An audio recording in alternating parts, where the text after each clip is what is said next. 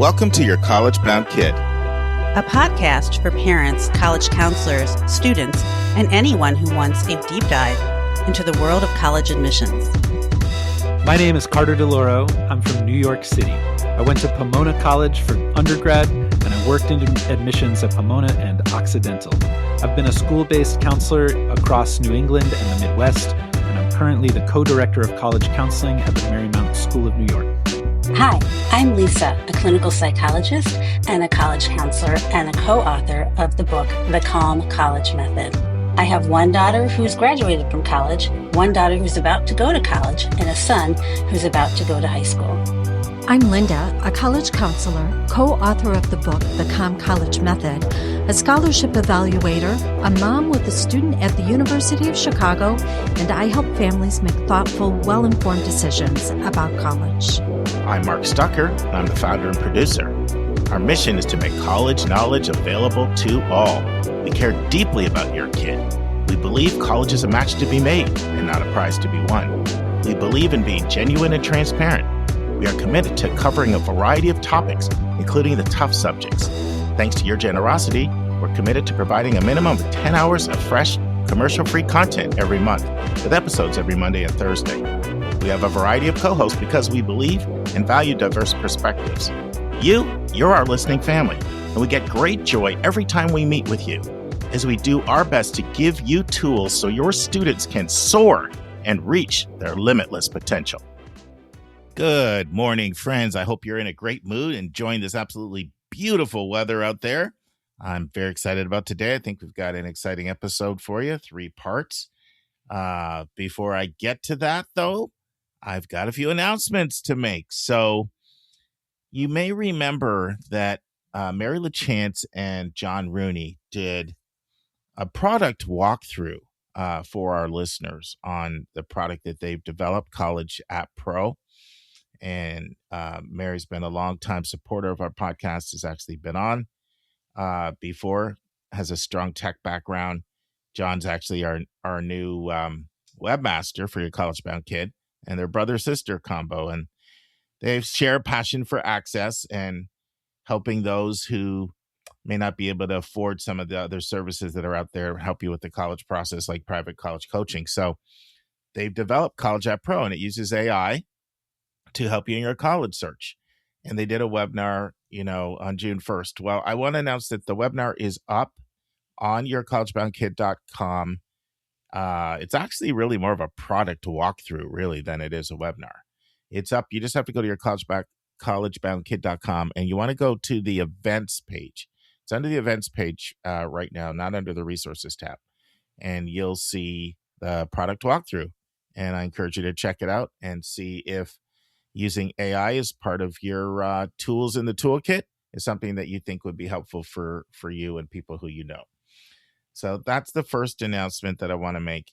The second announcement I want to make, it's something that I did announce on our podcast very briefly. It's another webinar. It's one that Ruff did, and it was done early in the spring. And they hosted an admissions panel featuring admissions representatives from the University of Georgia, Syracuse University, George Washington, and the University of Wisconsin. I thought it was really well done. And so I reached out to them and said, hey, I'd love to put this up on our resources page. And of course, they were happy for that. So you can watch it on demand if you want to see that. It's always good to follow trends and hear what different people are saying out there. So yeah, it's actually called Ask the Experts, Advice from College Admission Officers. So that's my second announcement. And then my third announcement is more about our YouTube page. And so if you're driving, you might want to slow down. Don't want you to crash and have an accident. But, one of my favorite sayings, and my kids know I say this a lot. I didn't make it up. You've heard it a million times, but I like it. And it's this: go big or go home.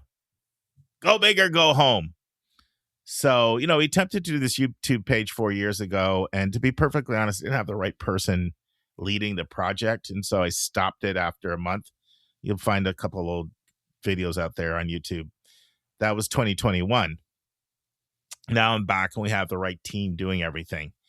So here's what I'm going to announce today, because I talked about it on our last episode. It's a little dribbling, drabbling, little details as they come out. This is why I said don't crash the car. Somebody once said to me, I literally could listen to your podcast every day. Well, you know what? Now you're going to be able to do that.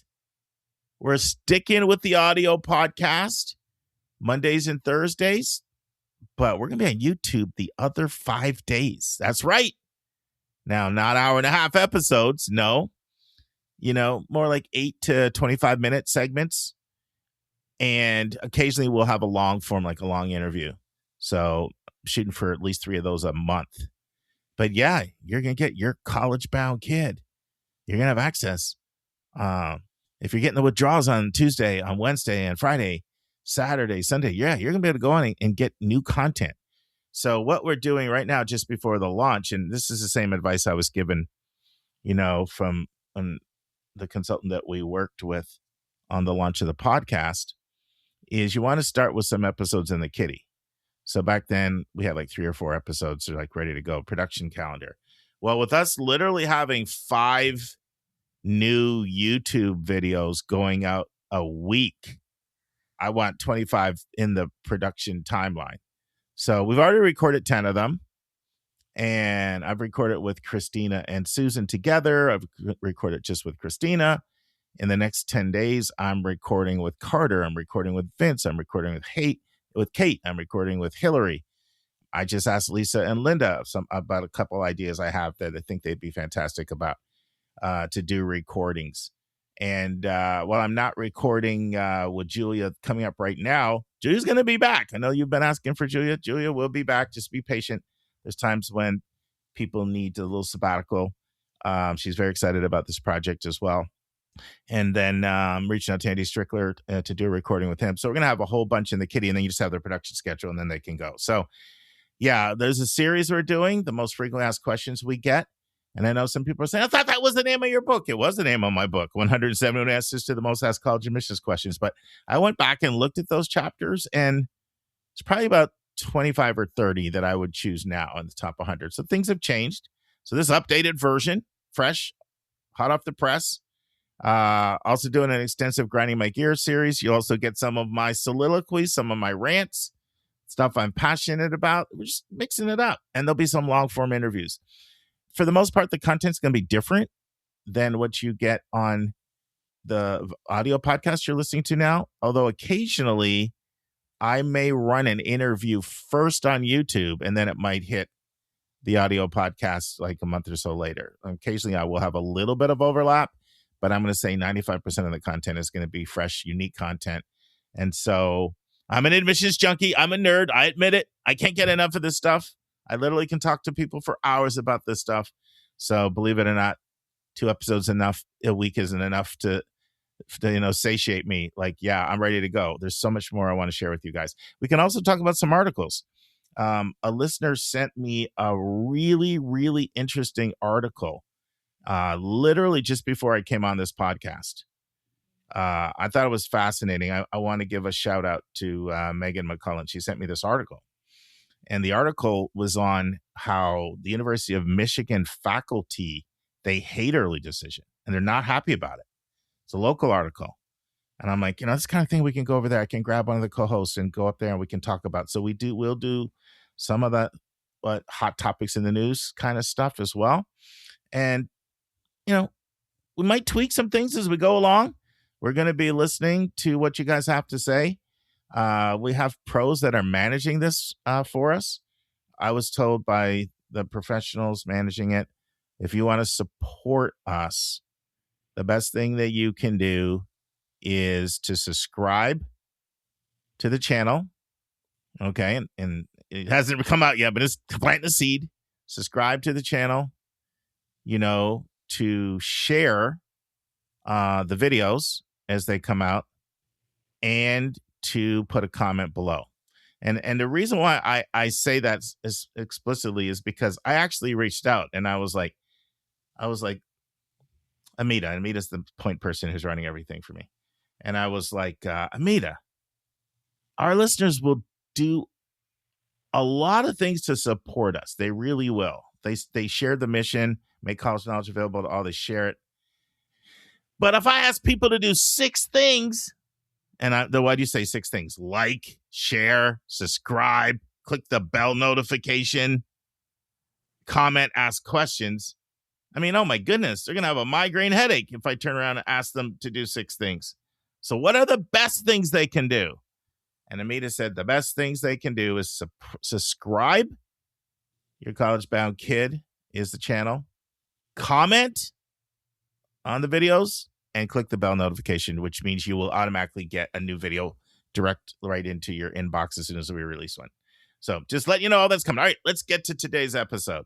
So in today's episode, Carter and I take a question from a listener who wants to know, what can a student do right now in the 8th grade? If you got an 8th grade student, is there anything that they can do now to enhance their options when it comes to college? And it's not asked in a college obsessed kind of way, because we don't encourage college obsession in the 8th grade. A kid does need to be a kid. But you know what? It's always helpful to get educated about what works, what doesn't work, how schools evaluate applicants. Having that knowledge early is, hey, knowledge is power, right? So we thought it was a great question, and we took that question. So that'll be the first thing. The second thing will be part 2 of my interview with Micki Meyer. And I've really been happy with the feedback we're getting on that. You know, she's doing a whole hour and 20-minute interview on the importance of the first 6 weeks in the freshman year. Really pleased with the feedback we got on that. So you're going to hear part 2 of that. By the way, I'm really liking this. I'm really liking this back-to-back content. I got to shout out Steve Tapper because he's the one who encouraged me to do this. And I'm liking this Monday, Thursday, Monday thing. I really think it's smart. I can't see us going back. And I've already heard from a few of you. You like it better too. So yeah, so if you heard part 1 on Monday, you'd miss part 1. I strongly encourage you to go back and hear part 1, but you hear part 2 from Micki Meyer. And then I really enjoyed editing College Spotlight that Lisa and Lynda did on the University of Chicago. Now they come at it from a really unique vantage point because Lisa's a Chicago alum and lived in Illinois for 30 years. And she also went back recently to take a look at how things have changed. Lynda's daughter just graduated, so she's been on that campus. You can imagine how many times over the last 4 years. So I thought they brought a really nice lens and had some real candor. It's very easy to listen to. It's even entertaining. In fact, it was so good that I literally thought of running the whole entire segment. It's 47 minutes. I really feel you could have gone 47 minutes straight on this and it wouldn't have bored you. But I'm going to run it over 2 episodes, like 25 minutes a day, and the rest on Monday. So that's our episode. And then, of course, as you know, I am doing this series where I'm going through and I'm reading these 11 excerpts from the Chronicle on what is an extremely important topic that I do not think we can emphasize enough. How bad is higher ed's budget crisis? Is the name, or sorry, I keep saying a budget crisis, like get your act together, budget crunch. The word crunch and crisis, they might start out with CR, but they're not the same word. I don't know why I keep having a problem with that. How bad is higher ed's budget crunch? Maybe I need to do what you tell your kid, like just repeat it 10 times and hope that it will stick in. So actually, without any further ado, we're going to transition to that right now and read How Bad is Higher Ed's Budget Crunch article in the Chronicle of Higher Ed, which I strongly recommend you spend the $10 and take out a subscription. It's that good. So this is called Adapt or Die, and it's by Mary Marcy.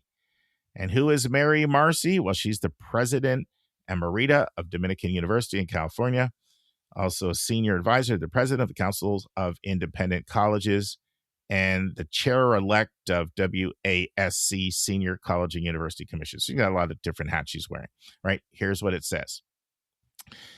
Transformation is no longer a necessity, only for the most challenged institutions.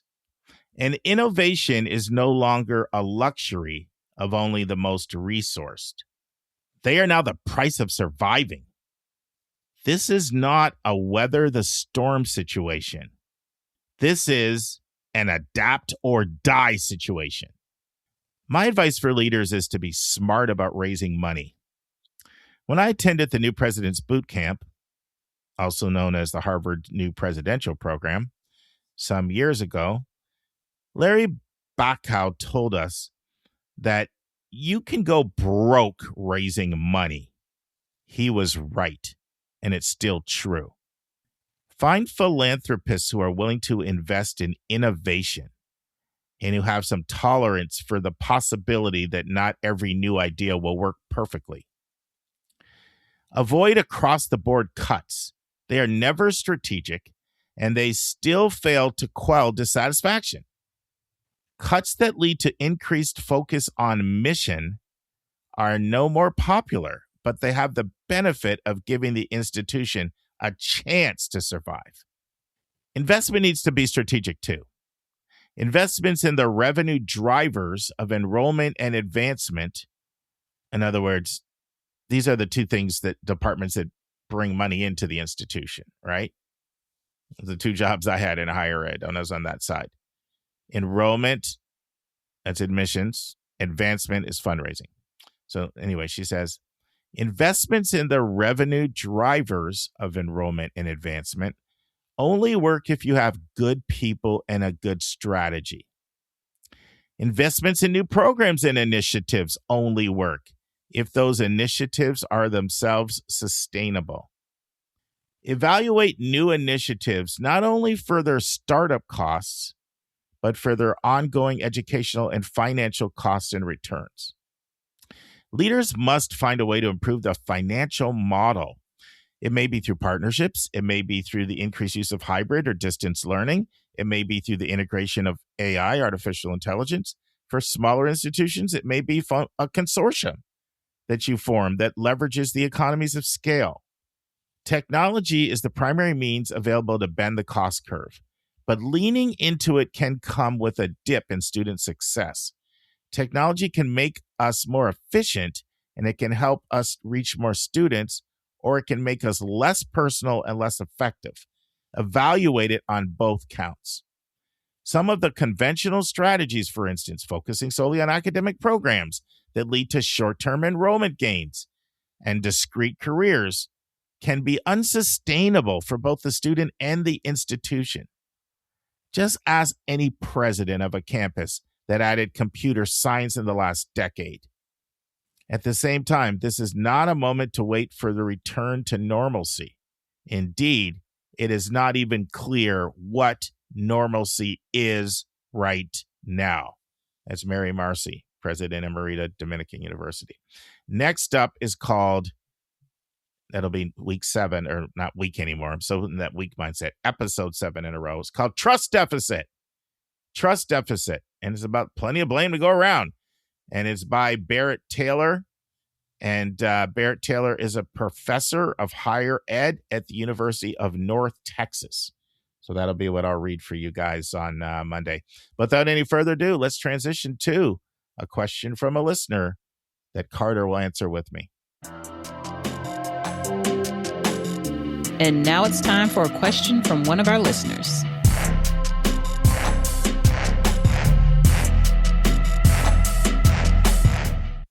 Carter, all that was preamble, but I'm a chatterbox. You got 15 minutes of preamble. So let's play a question. We've got a great question from a listener. I'm going to play the question and get your thoughts. Sounds good. Hi, I'm the mom of a middle school son, and I'm already thinking about college. I'm trying to think about what he should be doing, what we should be doing to prepare and make the college process as easy as possible when we get there. Do you have any advice for anyone at this point in their life? He'll be going into 8th grade next year, to make sure that the college process is smooth. Thanks. So where do you want to go with this one? Well, look, it's appropriate that we were just talking about the process getting earlier and earlier. Sure is. Yeah, and it's still not common for me to hear questions from middle schoolers, but speaking of trends, that's something that is definitely happening more and more. I guess one of the things that I took note of in listening to this caller is that she didn't define what a successful college application process looks like in her mind.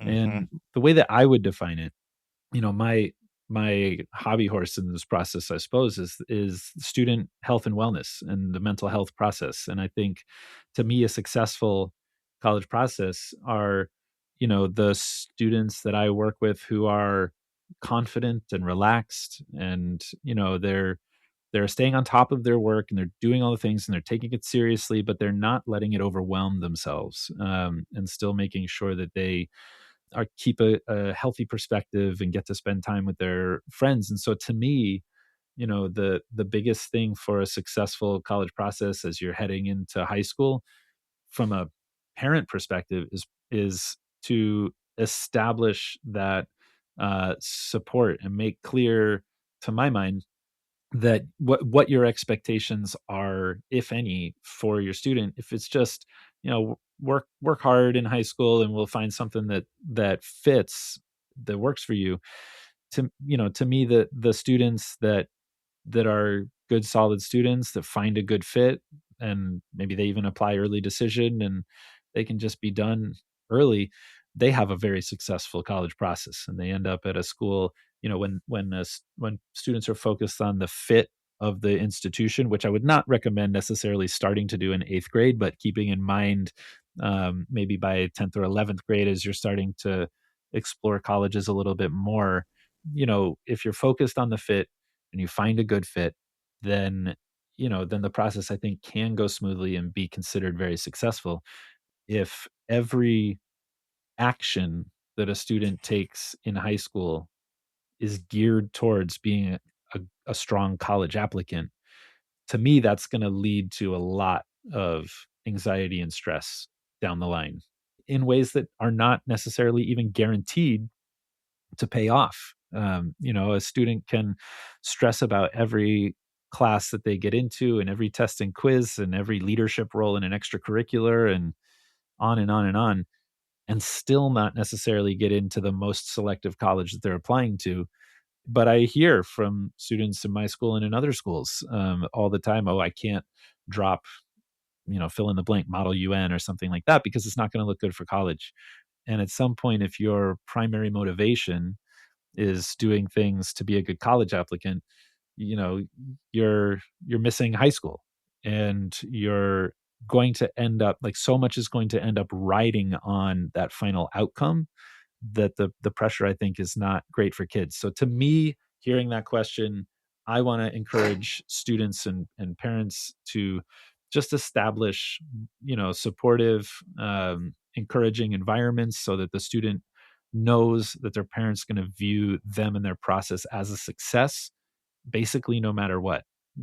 As long as they're engaged and they're trying to figure out their best fit and what they want, to me, that's successful. But I'm curious, Mark, to hear kind of what your initial thoughts Well, are. I love your answer, first of all, Carter. Something I really appreciate about you is the focus you consistently come back to on mental health. I think our listeners, even though I've said this explicitly, they probably would be surprised to know how many things I say on this podcast that stem from the motivation of, I want every kid to feel better about themselves, more self-confident, more self-aware when they leave this process than when they came in. And so that really guides and governs a lot of the advice and guidance I give, both in the counseling room and on this podcast. And Carter and I see it all the time, where people erect an unrealistic expectation of what they feel they'll need to do to consider themselves successful.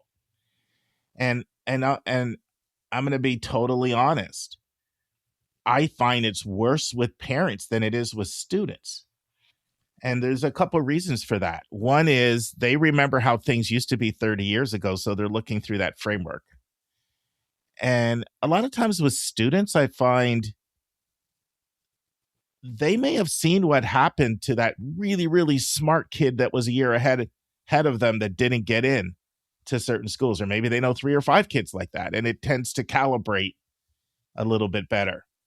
So, there are a few messages, I play them over and over and over again at the end, Chris Gruber and Keith Einstein, because I loved how they answered the question, what's your advice to parents? And and like, Gruber's like, love your kid exactly for who they are. It has absolutely nothing at all to do with the bumper sticker on the car, the sweatshirt on the school. So I'm going to say something really good and a little bit of a warning.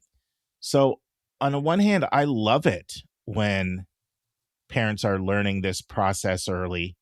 And a lot of times that's just a very curious person. That's the person that, is reading, 2 books a month and is in the library all the time and always ordering. But they just have that innate level of learning. And this is an extension of who they are. For the most part, I think that's great if it's balanced, because one of the biggest advices that I would give people, and you're doing it by listening to this podcast, is learn a lot about how admissions works. Because that same concern I said with parents, that comes from really not understanding the modern landscape of how admissions work. So knowledge really can be your friend here. Knowledge can be power. Knowledge can not only help you to have proper expectations, but it can also just prevent you from some bad decisions. Like, case in point, what you referred to, like, there is a person who might think, oh my goodness, my daughter could never quit volleyball. It's going to kill her for college. Meanwhile, her daughter hates volleyball and she doesn't want to do it. And because a parent doesn't have knowledge, they're thinking, but it's going to look terrible on her college application. She started and she stopped. And any admission officer would say, if you don't like it, why are you doing it? Yeah.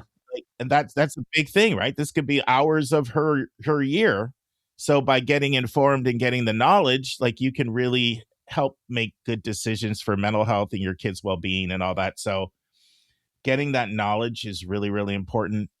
But the other side of it is sometimes that person that's really, really, really into it at a young age is also the person that is focused on what we sometimes call a T20 mentality. Sometimes you see that. And so I would say the thing you said is really important. A parent should really go through this process of thinking about what success is, learning to love their kid for exactly who they are, do research on how many different schools and paths can lead to great outcomes. Just loving your kid and understanding your kid, and then listening to your kid, because there's a kid who, how a lot of times parents will say, when we travel, we stop out and we pop in colleges. There's a kid who loves that. And there's a kid who's just, fighting you every step of the way. Yeah. Listen to your kid. Like, I look back and I regret this, but I was a kid. Like, my mom tried to jam piano lessons down my throat, like, from a really young age. And I fought her every step of the way. And finally she realized I'm wasting my money, and I won that battle. Like, yeah, I wasn't a good kid, but that wasn't smart. But you have to kind of listen to your kid in terms of what they want to do. You're going to say something, Carter? Well, I was just, it resonates with me because I have a 5-year-old and we just signed her up for piano lessons. So, but I think, the point that I like, what I'm going into that with is saying, like, to my kid, I want you to do something. It doesn't have to be piano lessons. Let's find the thing that you want to do right now. That's what she's excited about. We'll see down the line. And I think that, again, being able to express what it is that you need, being able to say, like, as a parent, I want to go explore college. Where do you want to go? Like, being able to still ensure that the student is getting to make decisions, getting to feel some parts that they're in charge of the process, even if they're not in charge of everything. I would say, one of the things that you brought up that we're talking about is this idea of commitment and sticking through with things. And colleges are going to look for commitment, but they're not going to expect to see it in everything. And I think that's the distinction. And I'm also mindful of the caller, like, wanting to provide some potentially other actionable things that they might be looking for. And so one of those things, I think, heading into 9th grade, we encourage students to explore broadly. Try subjects that you might not have thought about, try extracurricular activities that you might not have thought about. And you don't have to stick with all of them. But ideally, within the first 2 years of high school, a student's going to find something that they want to stick with. And if they don't, I mean, that's just who they are. Keep going, keep trying to find that thing. But I think that heading into ninth grade, that exploratory, curious mindset is really good. I would encourage students to start off, just get in the habit of developing good, what we might call studentship skills, right? Like, go talk to your teachers when they have free blocks or office hours, or however your school thinks about it. Get some extra help when you have questions. Your ninth grade teachers are probably not going to be writing a college recommendation down the line, but you as a student are cultivating the skills that are going to get you better grades and make you a better student in the long run. And that ultimately, to me, is the two things that I would focus on in ninth grade: is cultivating the skills that are going to make you a better student, and exploring broadly in terms of your areas of interest. And I think if in ninth grade you're a student is being sort of proactive and engaged in those types of things, that's going to set a really good, strong foundation for ultimately a successful college application down the line. Yeah, I love everything you said. And the other thing I wanted to just accentuate, I talked a lot about loving your kid, accepting your kid in the context of the college they go to. But the other area that's really important too is what they're interested in studying, what things they even think they may want to do with their life. Obviously, it's going to change a million times. We know that. In fact, one thing not to do is to make a kid feel like they need to know at this point, because it's not important that they know. They'll figure that out. Some people from some backgrounds think that you should know in 10th grade, just from the backgrounds they come. This country is really, really different that way. But I see two types of parents. I see the parent that says, like, I just want them to do what they want to do. And if that's study wildlife biology, that's what they love doing. They want to be a botanist. I want to support that. And then I see another parent, and a lot of times this other parent is very well intentioned. They're like, there's no money there. There's no jobs there. And sometimes they can really narrow cast in terms of what they think the jobs are going to be, in terms of pushing in certain directions. Mm-hmm. And I more parents, 75% of people are not actually doing what their degree is in now. So I come down more on the side of like supporting what your kid really loves to do, and it's all going to work out. Yeah. And so I also want to apply it to like what they might be interested in from a career standpoint. Like, just listen to them, and try to nurture that. Yeah. And I think it's important for all of us to approach future predicting with humility right now.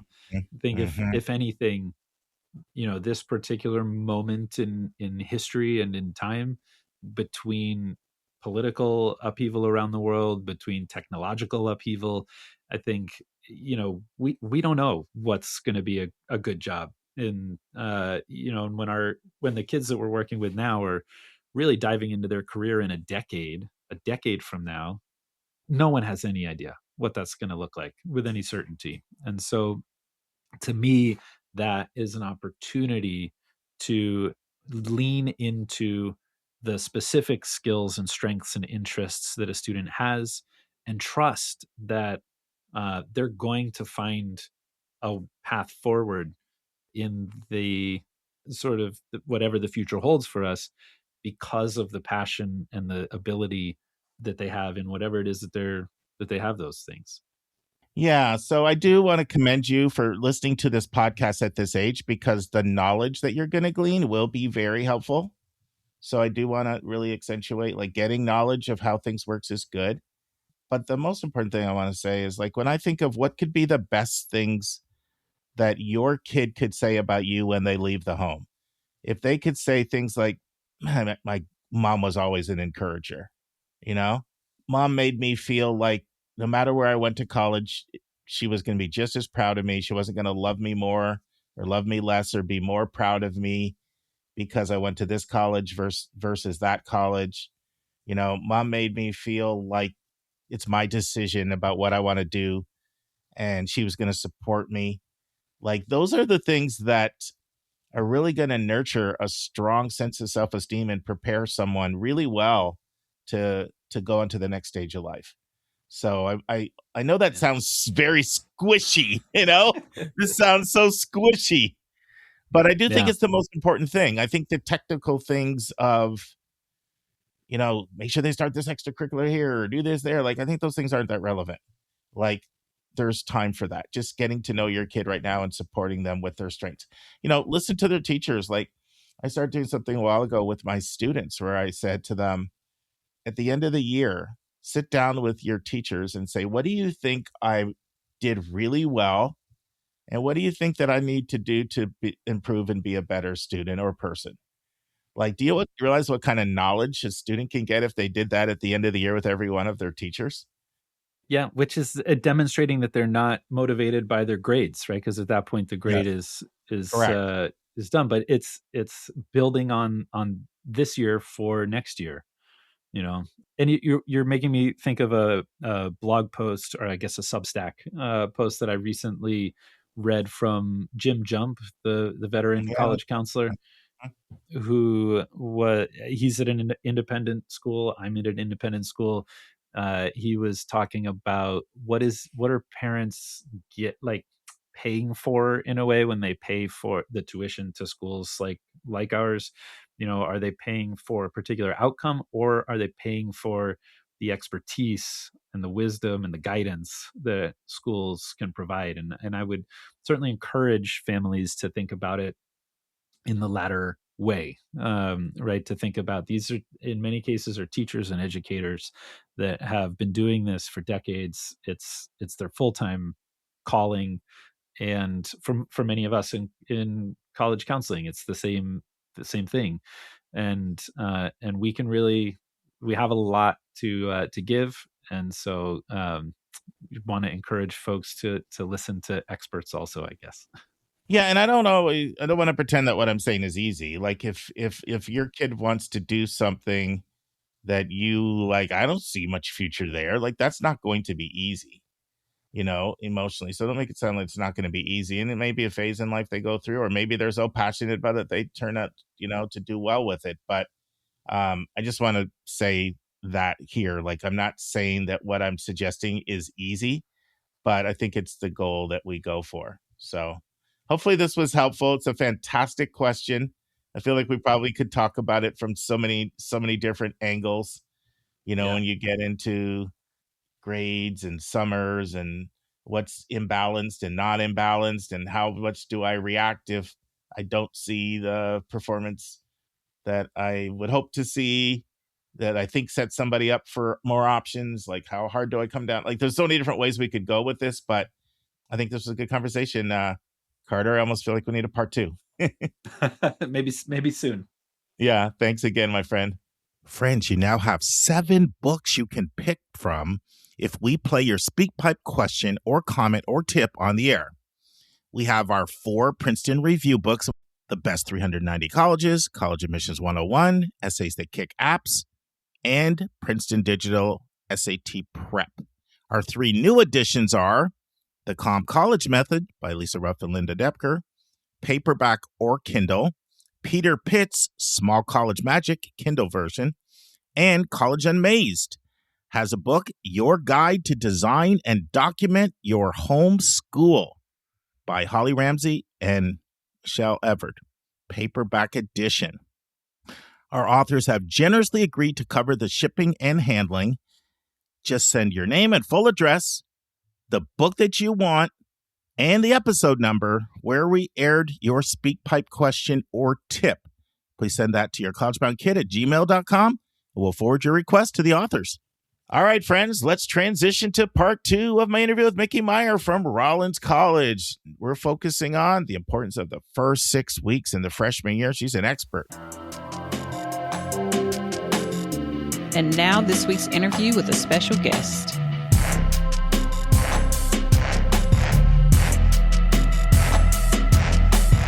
Friends, we've reached part 2 of my interview with Micki Meyer, and Micki is the Assistant VP for Student Affairs at Rollins College. She's been there 20 years, and she's an expert on how students can successfully transition to college. And the title of our article is The Importance of the First 6 Weeks. what to do, what not to do. So in part 2, Micki gives her advice for a student who's not excited about going to college. Micki gives advice as to how much a parent should be involved when a student leaves for college. How much involvement is appropriate and inappropriate? What can a student do to know all of the supports that are available for them during the first 6 weeks? Micki shares that with us. Micki talks about the change she's seen in parents over the years and why those changes have occurred. Micki talks about the role of affinity groups in helping kids transition to college. Micki talks about the Embark program that Rollins uses on their campus. Micki talks about what a parent who has a middle school student can do right now to help them build skills so that they can successfully transition to college. Listen and enjoy. Now, Micki, I want to ask you a question. I recently recorded an answer to this. It hasn't even aired yet, but I really want to tap into your expertise. So a parent, called in and left a question for us and said, my student is going 12 hours away to college, and she knows it's the best option for her. It's better than the other options that were closer. But she's not excited and she's scared. Any advice for the student that all this talk about college is the best 4 years of your life and all this, but I have a student that's not looking at it that way. And as much as I tell her, you'll make friends and all that, that just feels theoretical and it's not landing. What would you say to that, Mom? Yeah, I would say you're right. It's really scary. It's really scary. I'd want to know why this was the best option for her, helping her kind of get deep down into her why. I'd want to work with her on listing a series of pros and cons. What's the absolute? I can tell you the first one. It's a direct admit nursing program. That there's nothing close to her that is anywhere near that caliber of program, and that's what she wants to do. Okay, so she knows what she wants to do, the vocational calling. Gosh, I mean, so many students don't really understand and unpack that till later in their college journey. And so the vocational calling piece is really important. And I think it's sometimes in life when we're vocationally called to do something, there's gonna be struggle in those decisions.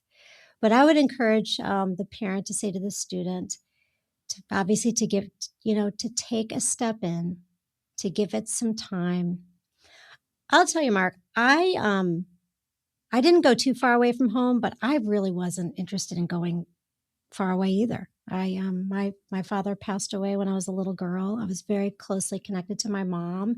I didn't even want to go overnight to a friend's house for a really long time. Yeah. And I was really, really scared to go away. And I cried the whole way to campus when my mother was bringing me. I cried the whole way to orientation. And then I cried the whole way home at Thanksgiving because I didn't want to leave.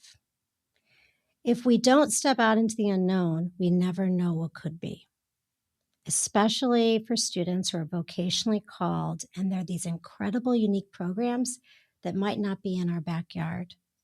So I would continue to give support and love from the side, but for the student, she may need to have to experience it on her own, to be there as a support system and a guide, but not the person controlling the situation, but also to normalize that, yeah, this is really scary. 12 hours away, that's really tough. I'm 12 hours, I would say I'm now 25 hours away from my family.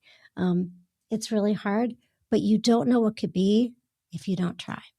I can see that you believe in the power of empathy and letting people know they're not alone when they go through these challenges. You've, brought that up several times as kind of a way of empowerment and helping somebody not to feel like I'm weird. Yeah. You did such a good job on that one, Micki. I have to ask you another parent question. Yeah.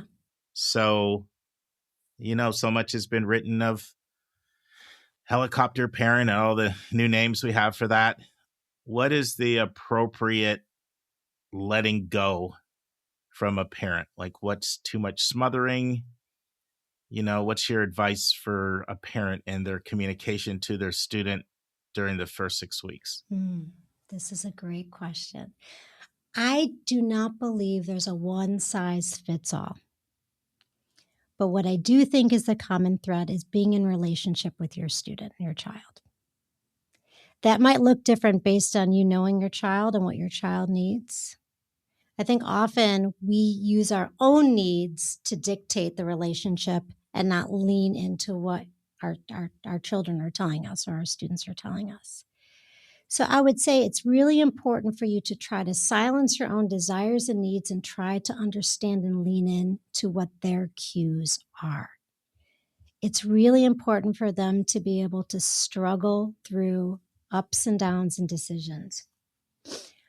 But if you have a sense of suffer, that's kind of the demarcation point where it's important to get involved. And I'll tell you, I give great advice and I have a lot of humility in it, but I also have a child. And half the time, I can say these things very theoretical, but it might play out very, very, very different. But there is a point as you're preparing your student for school, at least 2 years out, where you're going to have to continue to take steps back and let them be in the driver's seat. So something I said to my 14-year-old who's about to go to high school, I says, you know what? We're at the point now where you are now the CEO and we're the consultants. We're on your board. We're going to be really honest with you. Like if we don't think you're making the right decisions. And just like a board, if you're about to make a catastrophic decision, your board's going to get involved and say, no, CEO, you're not going to do that. So while I don't have the answer of what's too much or not enough, what's really important is to be in relationship, and it's important for students to figure stuff out on their own. It's important for you not to call their faculty. I will say that is actually pretty black and white.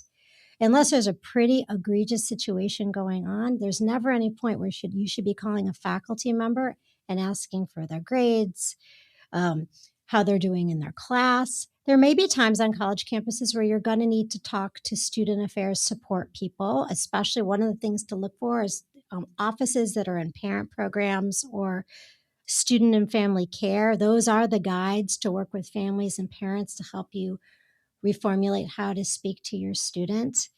The other one, I do get parents who call me and say, I'm calling you to talk about Frank, but I don't want him to know I'm calling. And what I say to the parent is, okay, we're going to have this conversation now, and that's fine. If we ever speak again, your student will know that you're calling. Because you get to a point where if you're continuing to solve the problem for the students, they're never going to learn. They're never going to become more fully human. And that's the cool thing about college is becoming more fully human, becoming more grown up. If you take away their ability to do that, there's not the opportunity for them to do it and to grow. Have you seen changes in parents over the years you've been doing this? Like there's a lot that's been written about that. Some have even talked about during COVID where people were at home and parents were really involved. And now to just make that shift has been difficult. Do you see any of those trends in your few decades of this work? Like any trends you've seen with sort of parental expectations of how much communication they're going to have with their kids? Yes, 100 million%. I do think it tracks on with a couple things. First, I think that the advances of technology and access to people has made that a lot easier for parents to be actively engaged. And then tracking systems in the last 5 years with Life 360 and Find My iPhone, where parents literally can see every minute of the day where their student is. So technology has not helped the cutting of the cord, so to speak.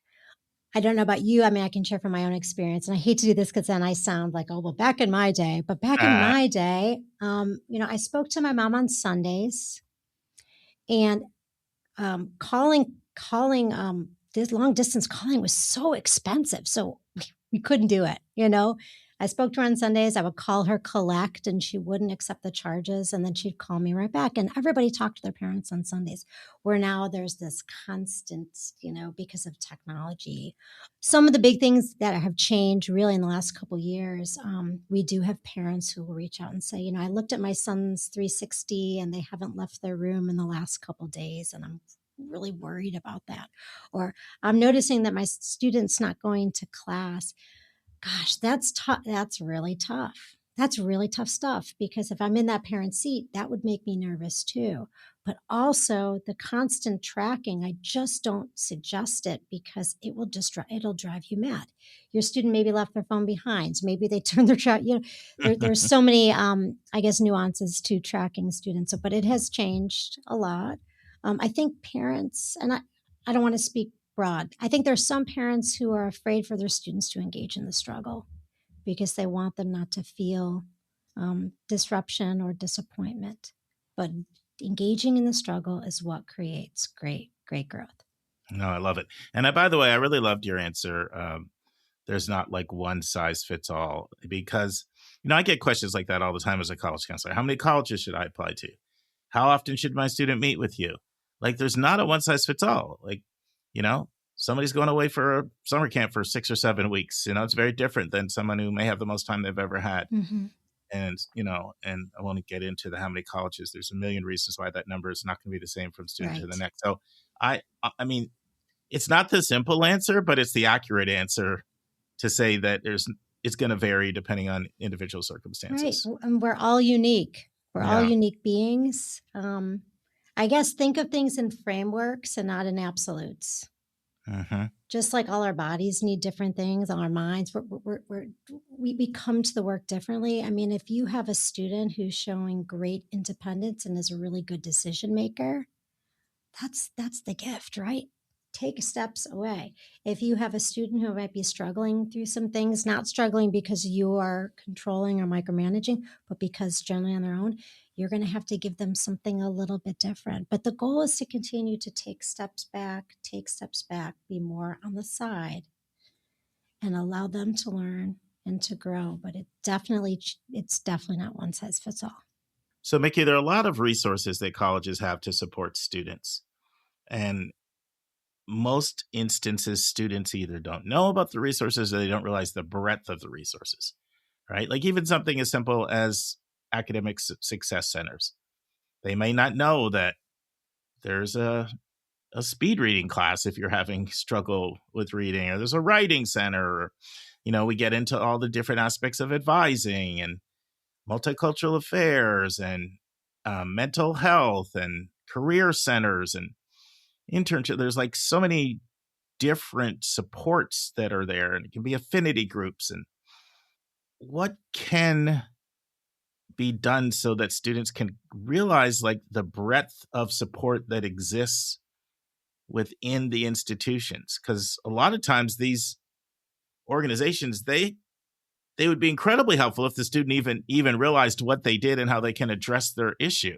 Right. But I think they might get it in orientation, but it's like information overload and your mind wanders off. And, and it's just too much to remember. Right. Anything that can be done so that the student can really, truly realize is all the support that the school has. And then second question, are there any things in particular within the first 6 weeks that you really think the student needs to kind of plug into when it comes to supports? Two really great questions. So first, what can be done? I think there's things that can be done from a parent perspective, from an institution perspective, and from a student perspective. So let's start from the student perspective. We talk about listen up. Colleges, you can plug and play at any school, these orientation programs that you talk about, they're going to throw a lot of information at you in the beginning. I think it's really important for students to just take note of the opportunities and to record them, to know that they're there. And I think institutions don't always do the greatest job reinforcing the resources throughout the first 6 weeks, actually throughout a student's career. I can tell you something we do at Rollins, which is amazing.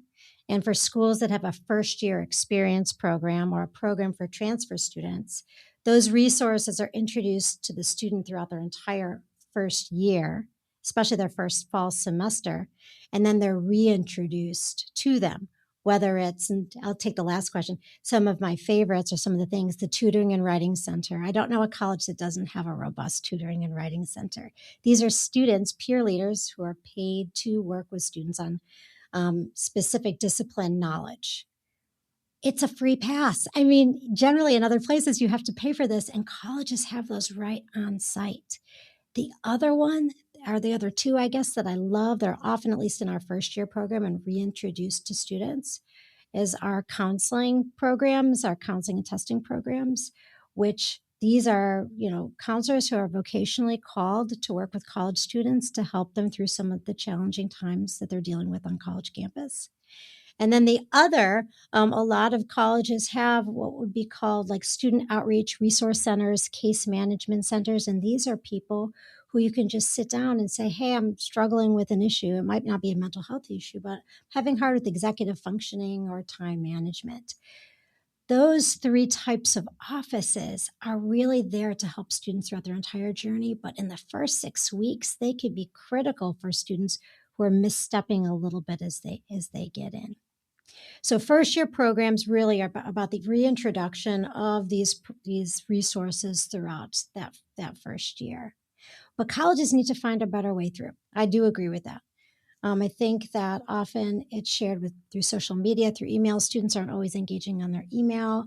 So finding ways to bring these ideas, these programs into the residence halls where students are spending all of the time, onto the intramural fields, into the gyms, so that students know these resources are there.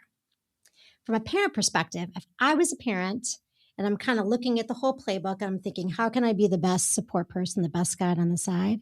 I would study where the resources are, and I'd kind of keep them in my back pocket. And as I'm talking to my student and I'm hearing them talk about their experience and what they might need, I might bring that out and say, hey, on the campus, there is a program or there is an office that works just with that. Have you checked them out?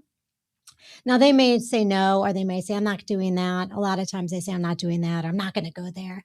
But what you're doing is actually seed planting and you're building awareness. So even if they don't take that right away, at least they know I'm not alone. I've got something on the college campus that can help me. The other thing that I have found is incredibly helpful with students over the years is affinity groups, because when people find their people, and I used to work with a lot of first-gen under-resourced students in a charter school network, and I'd visit them sometimes, and especially when they were at places with a lot of affluence, like their people would be like the first-gen club or something like that, where they found like,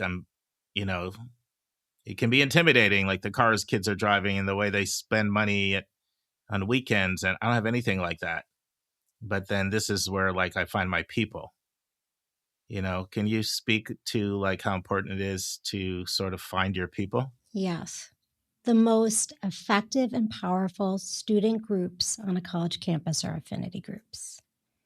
Exactly, because what you're saying, you help find a shared purpose and identity with your people. And having a place that's thoughtful, that you can connect and relate, is so important, especially as students are going on to colleges, and especially for students who are going on to predominantly white institutions that may come from a diverse cultural, religious identity background. One of the things that's emerging from many schools, which I think is so powerful, if you think about this space in between summer orientation in school, are these pre-college,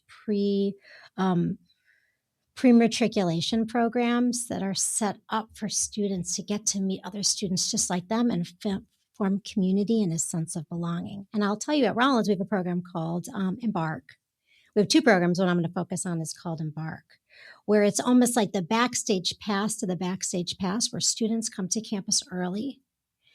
They meet other students that might have shared backgrounds, stories, identities, whether they're cultural, race, first generation, religious, identity, and they can start to engage and understand the campus and make a group of really thoughtful friends before orientation starts. And it's so fun to watch because the students are part of these programs. They become the big guys, big people on campus really early on. And all the other students coming in are like, hey, how do they know everybody already?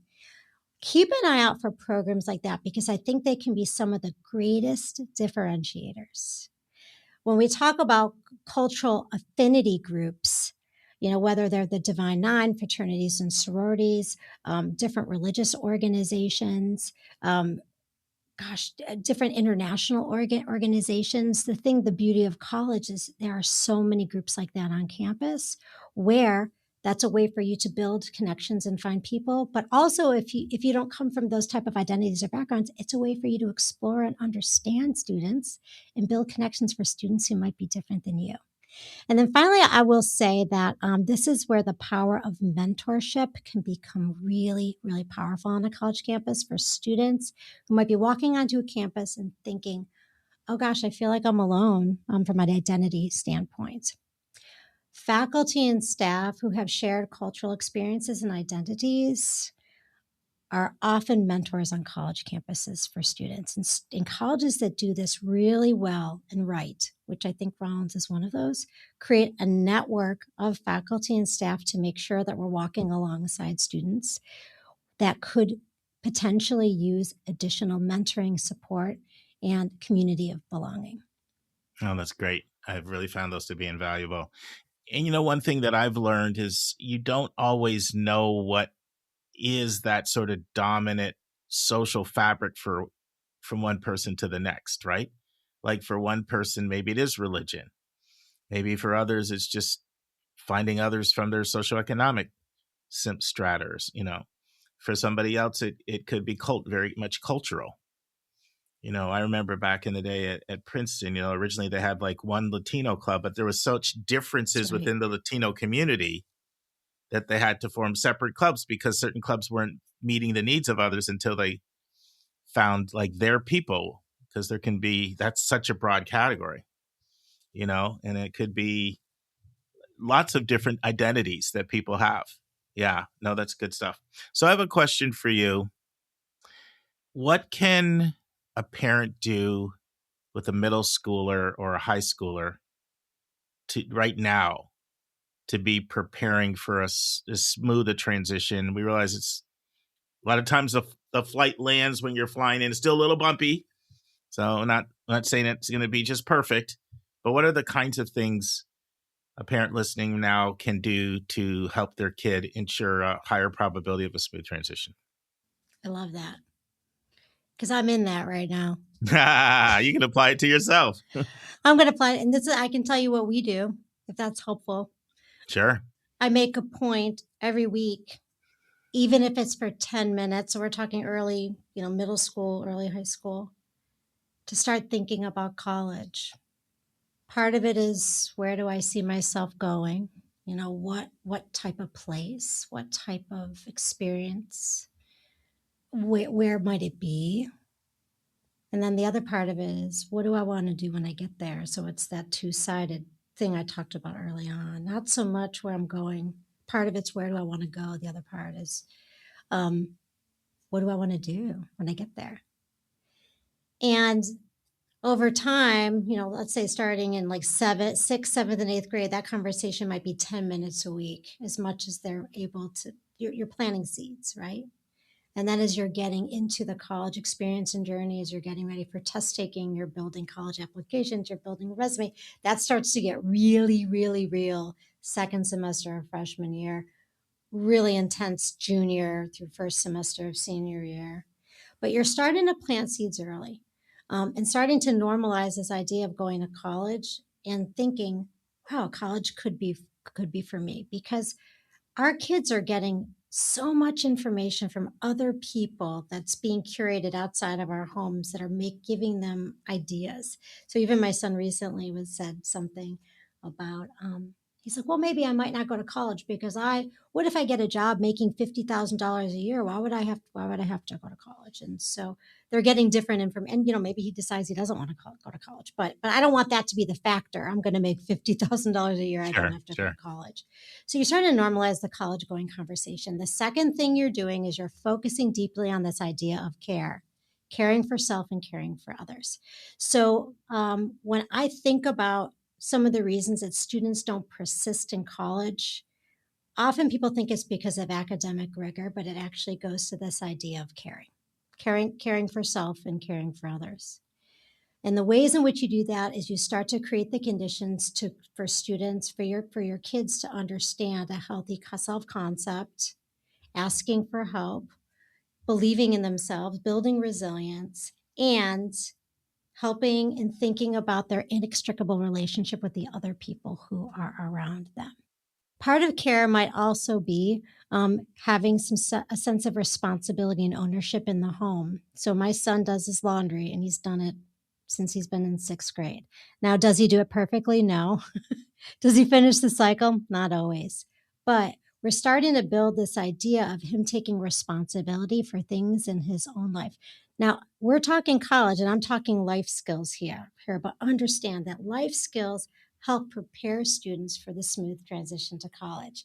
What doesn't always work is when students are graduating from high school and parents say, okay, in the drive up to college, we're going to have all these conversations and we're going to start, making meaning and building values.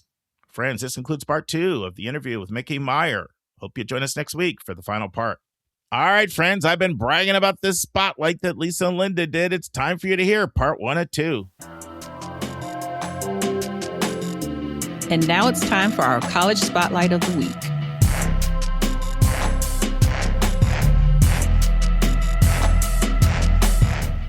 Hi, Lisa.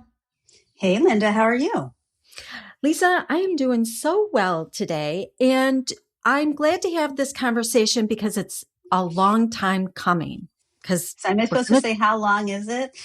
No, because I don't. But I feel like we've talked about this school so often, and we've talked about it, the collective we, on the podcast. But I think it's time we get your input, my by proxy recent experience, and we really dive into the University of Chicago. All right, let's do it. All right. So, like I said, we've talked about the school a lot. So I'm going to breeze through some quick things.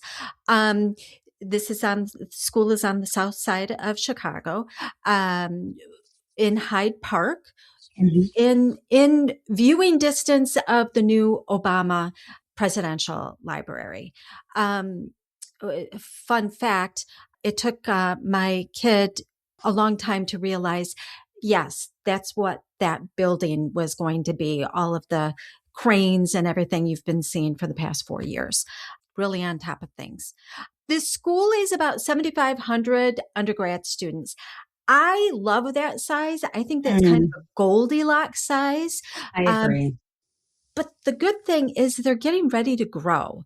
So they are going to increase undergrad size up to 9,000 students over the next few years.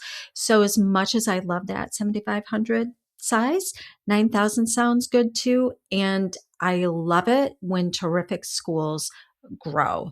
Yeah. Yeah. We always say well, why can't these really highly selective schools scale up? And, Chicago is scaling up, and, we might say their motivations are not just for the betterment of the human race, but, still we all benefit from it. So yay, Chicago. I think there are pros for everyone when they grow, but Chicago, yes, I'm sure they're not going to complain about the additional 1,500 tuition payments. Yes. So this is also a school, and I was kind of surprised by this, just looking at the gender balance. It's 55% male, 45% female. And I mean, which is pretty close. But a lot of times you see that gender imbalance with schools that are more tech related, heavy in engineering, which Chicago is not. So that was a little bit of a surprise. I think that's all the econ.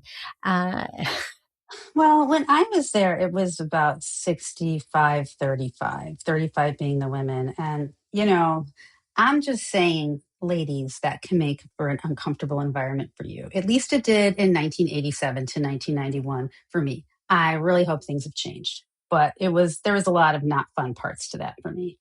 Yeah, which is why I think gender parity is important. And honestly, why I was a little bit surprised to see this. And so, listeners, in case you have missed the fact, Lisa is a UChicago grad for her undergraduate, and my daughter is a current student for about 4 more days at UChicago. She will be a graduate. We'll both be in the alumni club together, me and Sam. Woo! It is a diverse school. About 18% of their students are international, 36% Caucasian, 24% Asian, 20% Hispanic, 8% Black. So there is plenty of diversity there. Endowment. You may have seen in the news that U Chicago has had some financial problems. And I'm putting that in air quotes because I think a lot of schools have had issues with operating budget. Their current endowment is $10.9 billion. They raised $1 billion last year alone, and they just started a new capital campaign. They've cut their operating expenses down by 144 million, I believe is 44%, primarily through less hiring and retirement. So they're cutting a lot of staff, which I'm not going to say colleges don't tend to bloat, because I think they do. Anyway, as a parent of a U Chicago student, I haven't been worried too much about their financial situation. And Yeah. I have never been worried about their financial situation, which is why I've not given them one penny, I'm ashamed to say, since I left, because I feel like I've been giving that money to other charities that I feel like actually need the money, or they don't really need my money. But that is probably why my children will never be able to get into the University of Chicago, because I have a black mark next to my alumni club membership. So Sam probably shouldn't hang out with me there. nonsense, Lisa. Nonsense. But obviously, you have not gotten the late night phone calls from the poor students who are asking you to please give money. Oh, I used to. And then finally, I just told one, like, this is never going to happen. I'm giving my money to other charities. Please take me off your list. And about 5-6 students later, it stopped. Yeah. I feel for those kids. That's a hard job. It is a hard job. They are updating majors. They have some new-ish majors. They have a climate and a sustainable growth major. And then U Chicago is really known for economics, and they have a new interdisciplinary economics major. For minors, they have a new entrepreneurship and innovation, and then also one that is law and political economy minor. That sounds really interesting. So they are continuing to evolve their programs, which I love to see. One of the things that I like about U Chicago, and I know Sam really liked, was the housing requirement. I mean, not only does the campus kind of look like Hogwarts, but they have houses. So you get that kind of Hogwarts feel. Students are required to live on campus for the first 2 years, and everyone gets sorted into a house. And unfortunately, there's not, a hat that tells you that. I think it's probably just random. It's pretty rando. Speaking of random, that's how you get your roommate. So you don't get to choose your roommate. So you can't come in with your best friend and room with them. And I kind of like this. You fill out, that questionnaire about how messy you are. Do you like to study in the mornings or evenings or whatever, and you get assigned a roommate. And I think that's the way to do it personally. Yeah, I was when I was on the college tour in March, several of the consultants were saying they'd seen studies that random roommate selection actually is more successful and provides for a more stable dorm environment than self-selected roommates. So, I mean, I think there's a lot to recommend. I understand people are scared, but it's equally true that someone you meet on Instagram might also be sort of random, Right. I think that's a great way to meet friends, but for your roommate, you really don't have to be best friends with your dorm mate. I mean, that's a bonus, but it's really more important that they respect your space and are neat and tidy and that kind of thing. So I'm a fan of that. The houses, they each have a budget, so there are all kinds of fun things to do. They go on trips. Did they do that back in? Yeah, we did all kinds of outings all year long. We went to the theater, we went out to dinner. Of course, there's the, scavenger hunt, and we had quite a large budget for that. So I'm sure you'll explain what that is, but that's why we had first months, we had a coffin in the lobby of our dorm.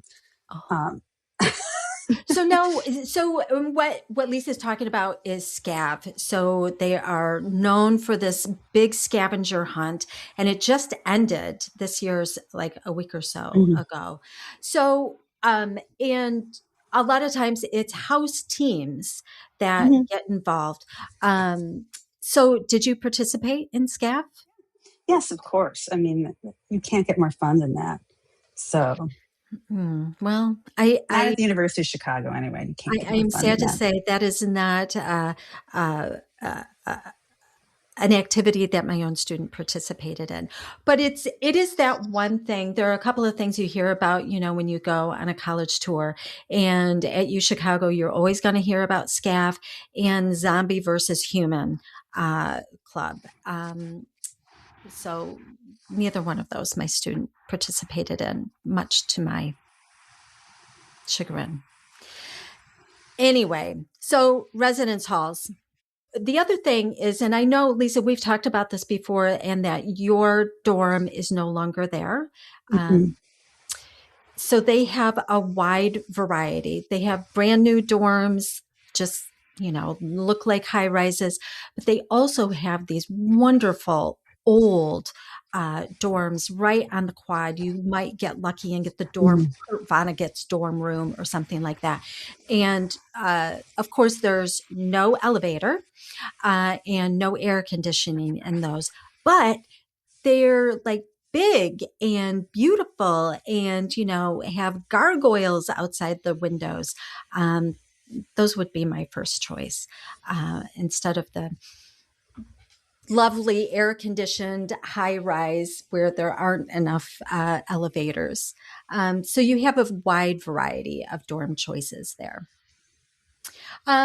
Like most universities, all kinds of clubs and student organizations, ranging from the infamous scav hunt to all of the business clubs, engineering, all of that kind of thing.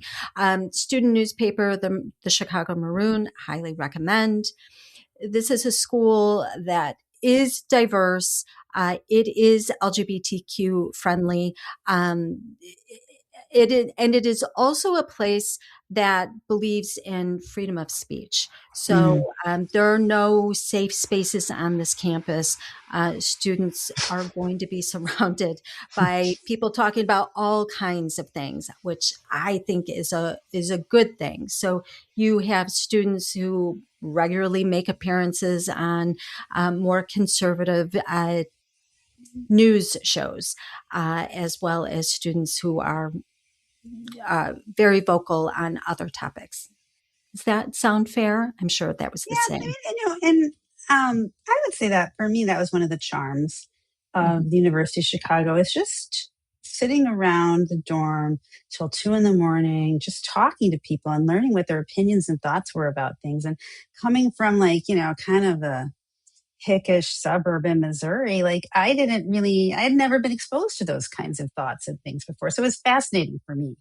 And that's one thing that I feel like is missing at a lot of other schools. I don't think those kids at 2 a.m. are talking about, major social issues or the reading that they did in class. And I just found that it's so enriching. I think it's one of the best things about the college is that you have students who those aren't assignments. Nobody's telling you to stay up until 2 a.m. and have those conversations. Students want to. And that is, if you're not enjoying those kinds of conversations, it may not be the school for you. We talk about the moniker where fun goes to die. And maybe it was like that back in the day, but I think you have to define what your fun is. Exactly. I mean, yeah. I mean, are you going to have wild parties? Probably, maybe a few, but not that many, relatively speaking. Let's say to the University of Alabama. Um, is it cold and gray for much of the year? And does it snow a lot? Yes. Is that depressing? You betcha. Do those gargoyles start to look menacing after a while around February? Yes, yes, they do. You feel like they kind of have it out for you. Like you're all sick of each other. But, that being said, if your idea of fun is hanging out in a coffee shop and talking with friends, it's a great place for that. If you don't enjoy parties, but you enjoy reading and studying in a group at the library, this is a great place for that. Now, you can probably guess from this conversation that I am a total geeky nerd person. So for me, like that's, that would be cool. I would be there now doing that if I could stay up that late. But, it's not for everybody, I guess I would say. No, it is not. And we will get to that. So it is definitely an academic driven university. And one thing I always want students to know about is what the quarter system is actually like, because UChicago is on the quarter system and they have shortened it up now. So it's allegedly 10 weeks, but that last week is a reading week. So you got to get through everything in 9 weeks. Wow. It used to be 13. Yeah, it's not. I mean, it moves quick. And it's just fast paced. And so I don't think it's good or bad. You just need to be aware of it. And I think that can be a big shocker for a lot of students, particularly, that first quarter, freshman year. And so full time is 3 or 4 classes. Mm-hmm. So a lot of students will start with just 3 classes. Or start with 4, knowing that you can drop one if it gets really cuckoo. Students don't have to declare major until the second year. And then along with gargoyles, Chicago is also known for the core curriculum. And the core is, you have to take courses in humanities, social sciences, natural mathematic sciences, civilization, arts, language, need to demonstrate competency, and then writing is embedded through all of that. And it's going to work out to about a third of your requirements. These classes are going to be small, discussion-based seminars. So it's not like you've got 300 students in one of your core classes. And again, if you are not excited about that, this may not be the place. But if you like your physics with a side of Babylonian history, this might be for you. Yeah, I think that there's so much value to going through an education like that. And I say this as someone with lopsided abilities, right? So, like the physical sciences and math are a bit more challenging for me, but I had to take all those classes anyway. And it kind of reminds me of how I'm weight training now in my 50s, so I won't break a hip when I'm 80. It builds density of thought to be doing all these hard things. And I think that that's a really valuable lesson. And I think you don't realize what you're going to need to know until one day you're like, oh, I remember that from my genetics class. Or, oh, I remember that from my East Asian Civ class. And it helps you understand the world in ways you couldn't really predict. 100%. And not to freak students out, because if you are an English major, you don't have to take, the hardcore physics class or something like that. There's a wide range of classes. So you're not going to be in there with the next Albert Einstein, trying to figure all of that out. I mean, you might be. I mean, let's be real. They have, I had looked it up, 101 Nobel Prize winners.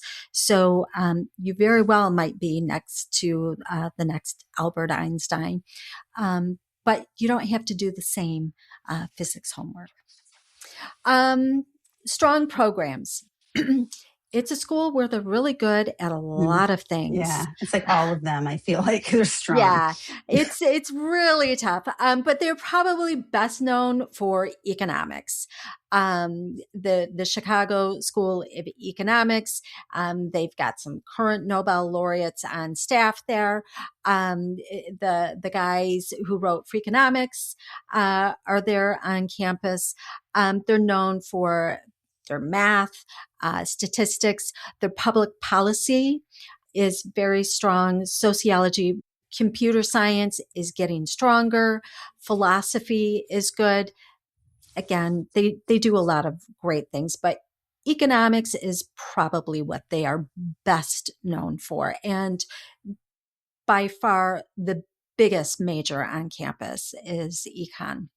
And they have different tracks. So they have standard econ and then they have biz econ. And this is, UChicago is the example I give to students where you can't just say, oh, I want a business degree. Chicago doesn't have business, so forget about it. Those biz econ students seem to do pretty well post-graduation. So you need to dig in. The school is really known for undergrad research. I know Mark visited fairly recently and was told that they have more undergrad research opportunities than they have students. Actually, I want to add to what Lynda just said. I was told on my visit that they have more paid research opportunities than they have undergraduate students. More research opportunities than students is nice, but more paid research opportunities than students is really nice. Now, this actually came up twice. It was said on the actual tour by the tour guide. But if you're a regular listener to Your College-Bound Kid, my favorite thing to do on college visits is to randomly talk to students. So it also came up a second time in a random conversation I had with a non-tour guide who told me that the paid research opportunities for undergraduate students was one of his favorite things about the University of Chicago. By the way, 2 students I worked with this year will start at UChicago in the fall for both of them. And the paid research opportunities coupled with the intellectual vitality, the size, the gorgeous Gothic architecture, and all the opportunities they get accessing Chicago are the reasons that led them to apply ED. One did ED1 and one did ED2. One went for economics. Both of them came a great distance to go to Chicago. One over 1,300 miles, one over 600 miles. Now, I know there's a lot of buzz about ED0, and, Lynda and Lisa will talk about ED0 in part 2 of this interview. But I can assure you, ED2 is still very selective. I actually can't think of a time when I had 4 students ED to one school, and this year that happened for UChicago. And, the ED1 and ED2 students, fared better than the ED0 kids, even that the ED0 kids were pretty strong. So, just from my experience, I mention this because sometimes people think, oh, they have ED0 for people that can go to camps. Oh, what a huge advantage for everybody. And I'm not saying there's no truth to that, but trust me, the bar is still high. So anyone who thinks Chicago's like dropping the bar so anybody can just waltz in an ED0, you still need to be very strong. And if you don't know what ED0 is, that's a tease. That's a tease because Lynda and Lisa will discuss it in part 2 of their spotlight. Okay, stop being a chatterbox. Let's get back to Lisa and Lynda.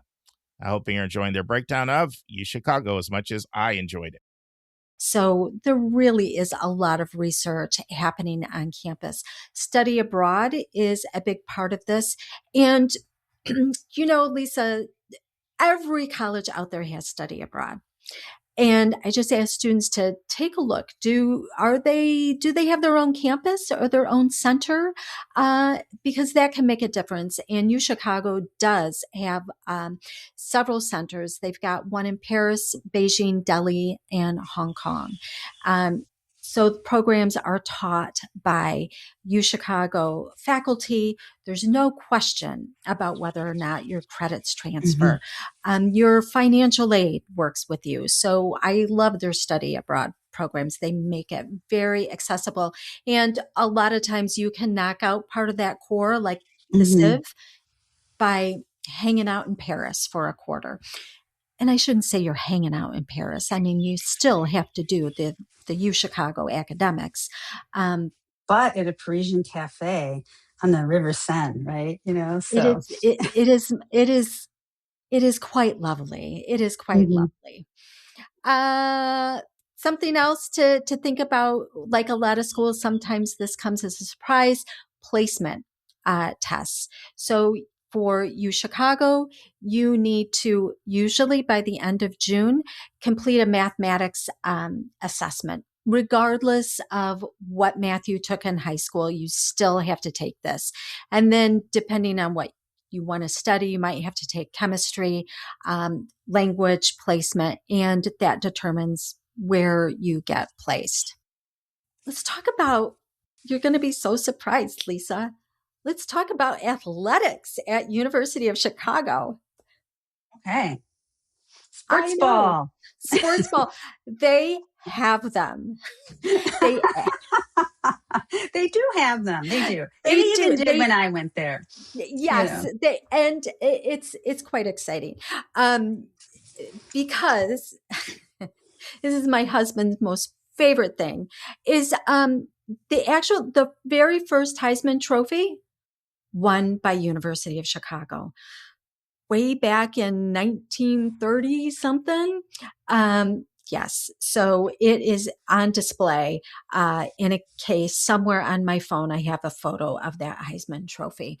And also U Chicago was one of the original Big Ten teams. And then President Hutchins from back in the 30s apparently said, I love this line. Whenever I feel the urge to exercise, I lie down and it goes away. Yeah, but it's interesting because I think they still have this. We had a PE requirement. So they don't have that anymore. Oh, really? Because I had to take like PE for 2 years.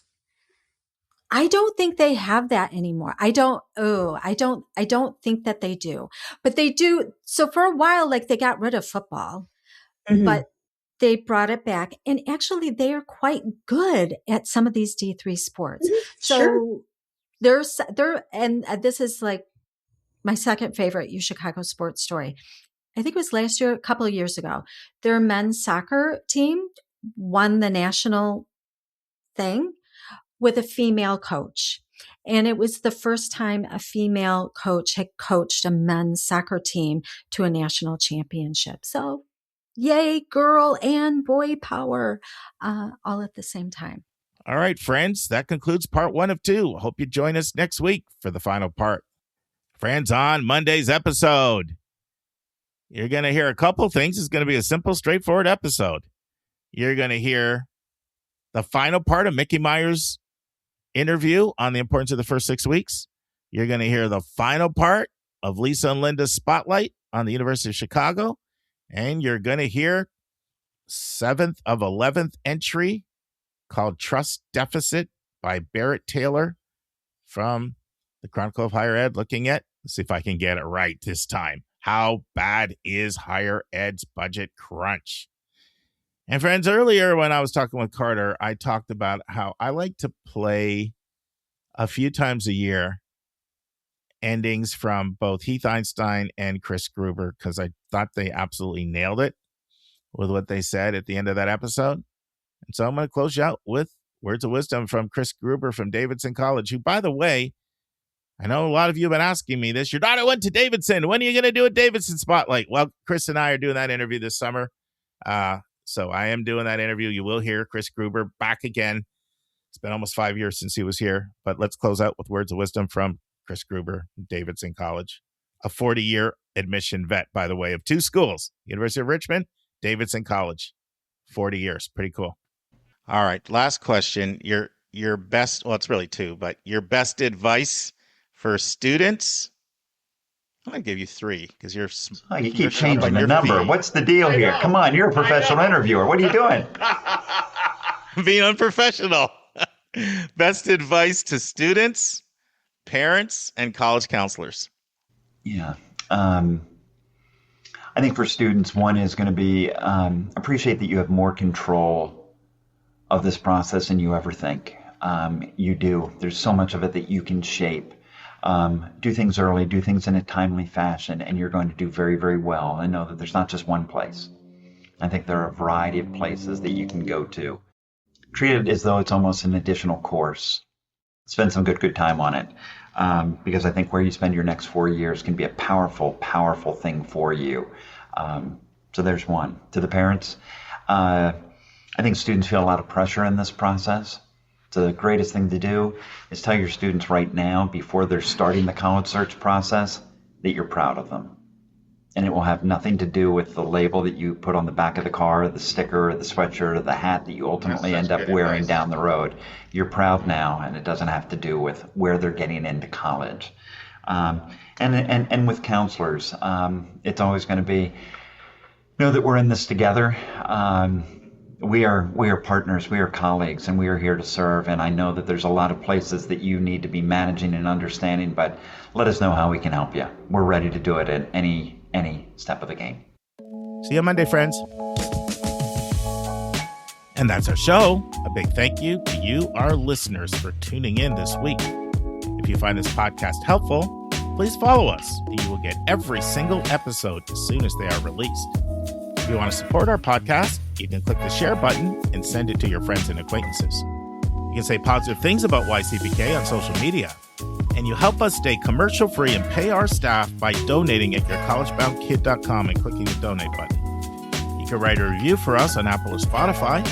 If you have a question or suggestion, just go to speakpipe.com/YCBK and hit the orange button and speak, and we will do our best to get your question or your comment in your own voice on an upcoming episode. I'm the producer of the podcast, and I live in Metro Atlanta. We have a fantastic team that has over 200 years of admission and counseling experience. Shout out to our co-hosts, Susan Tree in Pennsylvania, Lisa Rouff in North Carolina, 2 admission officers from Colorado, Hillary Dickman from Colorado College, Kate Strickland from CU Boulder, Vince Garcia in California, Julia Esquivel in Massachusetts, Lynda Doepker in Missouri, Andy Strickler, the Chief Enrollment Officer at Connecticut College, Heath Einstein, the Chief Enrollment Officer at TCU in Fort Worth, Carter Delloro, a co-director of college counseling in New York, and Christina Lopez, the former Dean of Admission at Barnard College, and our international college specialist, Kevin Newton from Dallas, Texas. Our stupendous sound engineer who makes everything happen is Nemanja Matvic from Serbia. Our reliable webmaster is John Rooney. Website updates are done by Joy Stucker. Image editing by Vlad Honchar. And what would we do without our volunteers? Guy Pillsbury, Sony Patel, and Andy Bernstein are all helping us with podcast marketing. Carolyn Wood, Mark Doniger, and Carrie Roberts book interviews with thought leaders. Amanda Dugan, Colleen Sinoki, Nicole Resch, Trevor Smith, Ryan Stepler, and Lynn Labash send thank yous to interviewees. If you want a coaching session with me, just text me at 404-664-4340. If you want to reach someone else on our team, all of our bios with contact info can be found at yourcollegeboundkid.com under the About YCBK tab. If you want to get our free monthly newsletter, YCBK Plus, it's also under the About YCBK tab. If you want to see our recommended books and websites, they are on our website under the Resources tab. While you're on our website, check out our hundreds of interviews in their entirety. Check out our college spotlights and our upcoming events and receptions. And you can now do searches for past content by using our new Explore and Topics tabs. We really encourage you to explore our past content. We have close to 1,000 hours. We think of you as our listening family, and we look forward to meeting with you every single Monday and every single Thursday.